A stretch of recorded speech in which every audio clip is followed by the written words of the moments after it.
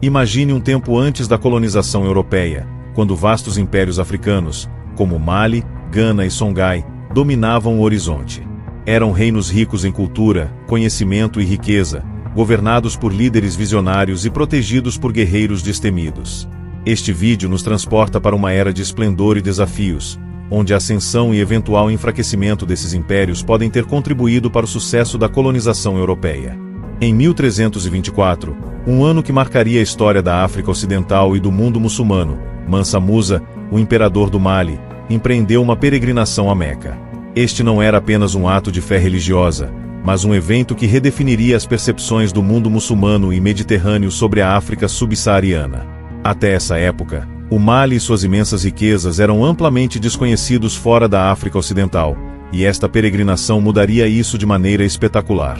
Mansa Musa, nascido sob o nome de Kanka Moussa, era o 10º Mansa, ou rei, do Império do Mali, que era então um dos maiores impérios do mundo. Sob seu reinado, o Mali atingiu seu apogeu em termos de território, poder político e riqueza. O Império do Mali estendia-se pela África Ocidental, abrangendo grande parte dos territórios atuais da Mauritânia, Senegal, Mali, Burkina Faso, Níger, Guiné e Costa do Marfim. Esta vasta região era rica em recursos naturais, especialmente ouro, que era então uma das maiores riquezas do Império. A peregrinação de Mansa Musa distingue-se pela sua magnitude e extravagância. Acompanhado por várias dezenas de milhares de homens, incluindo soldados, nobres, servos e escravos, o cortejo era uma verdadeira cidade em movimento. Estima-se que até 60.000 pessoas faziam parte desta caravana, transportando consigo inúmeras riquezas. Mansa Musa, ele próprio, era seguido por uma centena de camelôs carregados de ouro. Esta demonstração de riqueza não era apenas para o espetáculo, tinha um objetivo estratégico: mostrar ao mundo o poder e a prosperidade do Império do Mali. A peregrinação a Meca é um dos 5 pilares do Islão, um dever que todo muçulmano deve cumprir se tiver meios para isso. Para Mansa Musa, esta viagem era também uma oportunidade de afirmar sua piedade e fortalecer os laços de seu império com o mundo muçulmano. O Mali, embora majoritariamente muçulmano na época, tinha uma população diversificada com crenças tradicionais ainda muito presentes. Ao empreender esta peregrinação, Mansa Musa reafirmava a identidade islâmica de seu império. A viagem de Mansa Musa através do Saara e ao longo da costa norte-africana até Meca foi uma empreitada colossal. O Saara, com suas condições climáticas extremas e vastas extensões desertas, era um desafio de grande magnitude para qualquer viajante. No entanto, graças a um planejamento minucioso e ao uso de rotas comerciais bem estabelecidas, a caravana conseguiu atravessar esta região árida. As rotas através do deserto eram pontuadas por oásis, que serviam de pontos de reabastecimento essenciais para os viajantes. O impacto da passagem de Mansa Musa pelas regiões que atravessava, especialmente no Cairo, foi imenso. Ao chegar ao Cairo, foi recebido com grande curiosidade e admiração. Sua estadia na cidade ficou na memória por sua generosidade excepcional. Ele distribuiu grandes quantidades de ouro aos pobres, eruditos e dignitários locais. Esta generosidade, embora bem intencionada, teve consequências econômicas inesperadas. O afluxo súbito de ouro no mercado egípcio provocou uma desvalorização da moeda local e uma inflação que durou vários anos. Este episódio ilustra não apenas a riqueza considerável de Mansa Musa, mas também sua capacidade de influenciar as economias regionais através de suas ações. A peregrinação de Mansa Musa não se limitou a atos de generosidade. Ele também aproveitou a oportunidade para estabelecer relações diplomáticas com os líderes das regiões que atravessava. Ele se encontrou com líderes religiosos, políticos e intelectuais, buscando fortalecer os laços de seu império com o mundo islâmico. Estas interações contribuíram para aumentar a notoriedade do Império do Mali e estabelecer redes que favoreceram as trocas culturais e comerciais. O destino final de Mansa Musa, Meca, revestia-se de uma importância particular. Ao realizar o Hajj, ele não só cumpria um dever religioso, mas também participava de uma tradição que reunia muçulmanos de todas as regiões do mundo islâmico. Esta peregrinação reforçou a imagem de Mansa Musa como um soberano piedoso e respeitado, consolidando assim sua autoridade tanto dentro de seu império quanto além. O retorno de Mansa Musa ao Mali após sua peregrinação foi tão espetacular quanto sua viagem de ida. Fortalecido por sua experiência e pelas relações que estabelecera, ele empreendeu transformar o Império do Mali em um centro cultural e intelectual importante. Ele convidou eruditos e arquitetos renomados a virem ao Mali para contribuir para seu desenvolvimento. Sob seu reinado, a cidade de Tombouctou tornou-se um centro de aprendizagem islâmica renomado, atraindo estudiosos e estudantes de todo o mundo muçulmano. As mesquitas, bibliotecas e universidades fundadas durante este período testemunham o compromisso de Mansa Musa com a educação e a cultura. Mansa Musa deixou um legado duradouro. Sua gestão sábia dos recursos e seu apoio à educação e à arquitetura permitiram que o Império do Mali prosperasse muito depois do fim de seu reinado. Sua peregrinação, com toda a extravagância e o impacto que teve, permaneceu gravada na memória coletiva e marcou uma virada na história da África Ocidental. Ela permitiu que o mundo descobrisse a riqueza e a complexidade dos impérios africanos, mudando para sempre a percepção dessa região no imaginário coletivo. Em suma, a peregrinação de Mansa Musa em 1324 é muito mais do que uma simples viagem religiosa. É um evento que demonstrou o poder do Império do Mali, influenciou as economias locais, estabeleceu relações diplomáticas duradouras e fortaleceu os laços culturais e intelectuais entre a África Ocidental e o mundo muçulmano. Seu alcance e influência ainda ressoam hoje, fazendo de Mansa Musa uma das figuras mais emblemáticas da história africana. Vamos agora mergulhar na história fascinante do Império do Ghana, seus desafios e sua influência na África Ocidental. A história do Império do Ghana, muitas vezes considerado o primeiro dos grandes impérios da África Ocidental, é um relato de prosperidade, poder e declínio. Situado na região do Sahel, ao sul do Saara, este império, que atingiu seu apogeu entre os séculos VIII e XI, é frequentemente desconhecido e envolto em mistérios devido à falta de fontes escritas contemporâneas.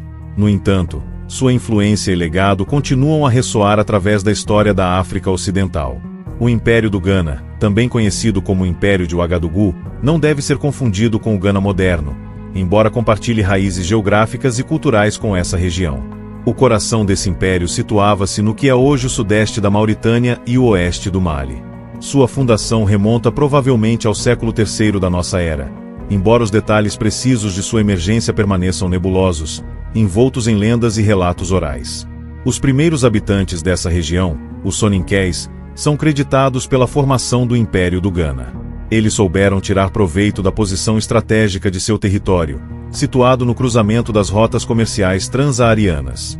Essas rotas eram essenciais para o comércio de ouro, sal, marfim e escravos, conectando a África Ocidental aos mercados do Maghrebe e além. O comércio transsaariano era não apenas uma fonte de riqueza, mas também um vetor de intercâmbios culturais e tecnológicos. A capital do Ghana era Koumbi Salé, uma cidade lendária que era dividida em duas seções distintas, uma reservada para as atividades administrativas e comerciais, e a outra dedicada às residências reais e às cerimônias. Koumbi Salé era considerada uma das maiores cidades de sua época, um centro vibrante de atividades comerciais e de governança. As escavações arqueológicas revelaram ruínas impressionantes, testemunhando a grandeza arquitetônica dessa cidade. A economia do Império do Ghana baseava-se principalmente no comércio de ouro. As minas de ouro da região de Bambou, ao sul do Império, eram algumas das mais ricas do mundo na época. O Império controlava a extração e a distribuição desse ouro, o que lhe assegurava uma prosperidade sem precedentes. Em troca do ouro, as caravanas traziam sal, outro bem precioso, bem como diversos produtos de luxo e conhecimentos técnicos. O sistema político do Império do Ghana estava centrado em torno do rei, ou Ghana, que era tanto chefe espiritual quanto político. O rei detinha um poder absoluto, mas era cercado por conselheiros e ministros que o ajudavam a governar o império.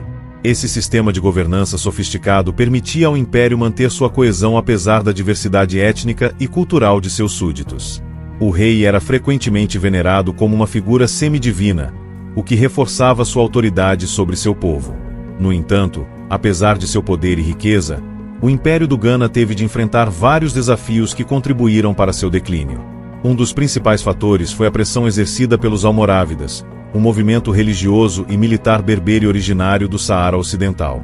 No século XI, os almorávidas lançaram uma série de campanhas militares contra o Ghana, motivados pelo desejo de controlar as rotas comerciais transsaarianas e de propagar o Islã. Essas invasões almorávidas tiveram um impacto significativo no império. Em 1076, Koumbi Salé foi capturada, o que resultou em uma perda de controle sobre as rotas comerciais vitais e uma diminuição da riqueza do império. Embora o Ghana tenha conseguido se libertar temporariamente da dominação almorávida, o império nunca recuperou sua grandeza de outrora. Essas invasões também contribuíram para a islamização progressiva da região, influenciando as elites locais e modificando a paisagem religiosa. Além das pressões externas, o Império do Ghana também enfrentou problemas internos. O sistema de sucessão dinástica era às vezes fonte de conflitos, com lutas internas pelo poder que enfraqueciam a coesão do império. Além disso, a expansão excessiva do território tornou difícil manter a autoridade central sobre as regiões periféricas, onde os chefes locais começaram a desafiar a autoridade do rei. Outro fator crucial do declínio foi o esgotamento dos recursos naturais. As minas de ouro, que haviam sido a principal fonte de riqueza do império, começaram a se esgotar. Paralelamente, a mudança climática e a degradação ambiental resultaram em uma queda na produção agrícola, o que afetou a capacidade do império de sustentar sua população crescente. Diante desses desafios, o Império do Ghana entrou em um período de declínio no final do século XI. Sua fragmentação permitiu a emergência de novos reinos e impérios, notadamente o Império do Mali, que assumiu o papel de potência dominante na África Ocidental. No entanto, o legado do Império do Ghana perdurou através das estruturas sociais, tradições culturais e redes comerciais que ele havia estabelecido. Em conclusão, a história do Império do Ghana é a de uma civilização que soube tirar proveito de sua geografia e recursos para construir um império próspero e influente. Apesar dos desafios externos e internos que eventualmente levaram ao seu declínio, o Império deixou uma marca duradoura na história da África Ocidental. Suas contribuições para o desenvolvimento do comércio transsaariano, a emergência de estruturas políticas complexas e a disseminação do Islã continuam a influenciar a região até hoje. O Império do Ghana é um testemunho da riqueza e diversidade da história africana, muitas vezes desconhecida, mas profundamente fascinante. A ascensão do Império do Mali, sua gestão e seu impacto na África Ocidental e além. O declínio do Império do Mali foi um processo complexo, influenciado por uma combinação de fatores internos e externos. Um dos principais fatores internos foi a fragmentação política e as lutas dinásticas que enfraqueciam a autoridade central. À medida que o Mali se expandia por um vasto território, a centralização do poder tornou-se difícil, e as rivalidades entre os diferentes membros da família real provocaram conflitos internos. Essas lutas de poder enfraqueceram a coesão do império, tornando algumas regiões mais suscetíveis à secessão ou à conquista por potências emergentes. Paralelamente aos problemas internos, fatores externos também contribuíram para o enfraquecimento do império. As pressões exercidas por grupos nômades, como os tuaregues, que realizavam ataques nas fronteiras do norte, puseram à prova as defesas do império. Além disso, o esgotamento progressivo das minas de ouro, que haviam sido uma fonte principal de riqueza para o Mali, teve um impacto significativo em sua economia. O deslocamento das rotas comerciais para novos centros, especialmente com a chegada dos europeus na África Ocidental, reduziu ainda mais os rendimentos do império. Nesse contexto de declínio, o Império Songhai começou a emergir como uma nova potência regional. O Reino de Gao, que era um vassalo do Mali desde o século XIV, aproveitou as fraquezas de seu suzerano para afirmar sua independência. Situado às margens do rio Níger, Gao estava idealmente posicionado para controlar as rotas comerciais transaarianas, o que lhe conferia uma vantagem estratégica e econômica. A ascensão do Império Songhai é frequentemente associada à figura de Soni Ali Ber, um soberano enérgico e ambicioso que reinou de 1464 a 1492. Sob sua liderança, o Império lançou uma série de campanhas militares visando expandir seu território e consolidar sua autoridade. Soni Ali era conhecido por suas habilidades militares e sua capacidade de conduzir guerras de maneira estratégica, utilizando forças terrestres e navais para controlar efetivamente o rio Níger e as regiões circundantes. Soni Ali também era conhecido por sua cautela em relação ao Islã, preferindo muitas vezes as crenças tradicionais africanas. Essa atitude provocou tensões com a elite muçulmana, mas também permitiu manter uma certa estabilidade entre as populações locais, que eram amplamente apegadas às suas tradições ancestrais. No entanto, após sua morte, essas tensões religiosas eclodiram em uma guerra civil, abrindo caminho para a chegada de uma nova dinastia ao trono de Gao, os Askia. Askia Mohammedi, também conhecido como Askia, o Grande, ascendeu ao trono após afastar o filho de Soni Ali. Ele reinou de 1493 a 1528 e é frequentemente considerado o maior governante do Império Songhai. Ao contrário de Soni Ali, Askia Mohammed abraçou plenamente o Islã, utilizando a religião como uma ferramenta de unificação e legitimação de seu poder. Sob seu reinado, o Islã tornou-se um fator central da identidade do Império, e Tombouctou transformou-se em um centro de estudos islâmicos de renome mundial, atraindo estudiosos e estudantes de todo o mundo muçulmano. Askia Mohammed também empreendeu uma série de reformas administrativas que fortaleceram a governança do Império. Ele dividiu o Império em províncias, cada uma supervisionada por um governador nomeado pelo imperador, o que permitiu uma gestão mais eficaz dos vastos territórios Songhai. Essa descentralização do poder foi uma inovação que diferenciou o Império Songhai de seus predecessores, especialmente do Mali, que era mais centralizado. A economia do Império Songhai baseava-se no comércio transsaariano, assim como a de seus predecessores. O controle das rotas comerciais e dos recursos naturais, como ouro e sal, era essencial para a prosperidade do Império. Além disso, o comércio fluvial no Níger tornou-se um aspecto crucial da economia, facilitando o movimento de mercadorias e pessoas através do Império. No entanto, apesar de seu poder e influência, o Império Songhai não estava imune aos desafios. A dependência excessiva do comércio transsaariano tornava o Império vulnerável às flutuações econômicas e aos conflitos com os vizinhos. Além disso, as tensões religiosas persistentes entre os apoiadores do Islã e os das crenças tradicionais continuavam a afetar a estabilidade interna. O declínio do Império Songhai foi precipitado por uma série de eventos dramáticos no século XVI. Os saadianos, uma nova dinastia marroquina desejosa de controlar as rotas comerciais do Saara, lançaram uma expedição militar contra o Império em 1590. Armada com mercenários e equipada com armas de fogo, a força marroquina atravessou o deserto e enfrentou as forças Songhai. Em 1591, os marroquinos obtiveram uma vitória decisiva na Batalha de Tondibi, marcando o início do fim para o Império Songhai. Após essa derrota, os Songhai tentaram resistir, liderando uma guerra de guerrilha contra os invasores marroquinos, mas não conseguiram reverter a situação. O Império foi finalmente dividido em várias pequenas entidades, e o controle marroquino sobre Gao, Tombouctou e Djenné foi estabelecido. Essas regiões tornaram-se pachalatos, províncias marroquinas nominalmente sob a autoridade de Marrakech, embora mantivessem uma certa autonomia devido à sua distância. A queda do Império Songhai teve consequências profundas para a África Ocidental. A fragmentação política que se seguiu deixou a região vulnerável a novas invasões e à chegada dos europeus, que começaram a estabelecer postos comerciais ao longo da costa atlântica. Esse período de divisão marcou o fim da era dos grandes impérios da África Ocidental e abriu um novo capítulo na história da região, caracterizado pela chegada das potências coloniais europeias e pelas mudanças econômicas e sociais que se seguiram.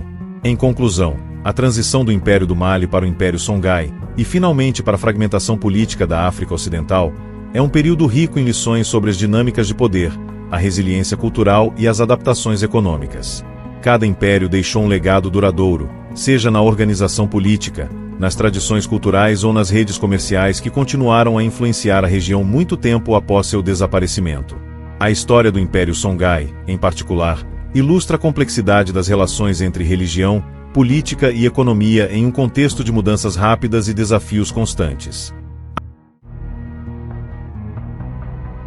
À medida que a poeira do tempo assenta sobre as ruínas dos antigos impérios africanos, suas histórias permanecem vivas.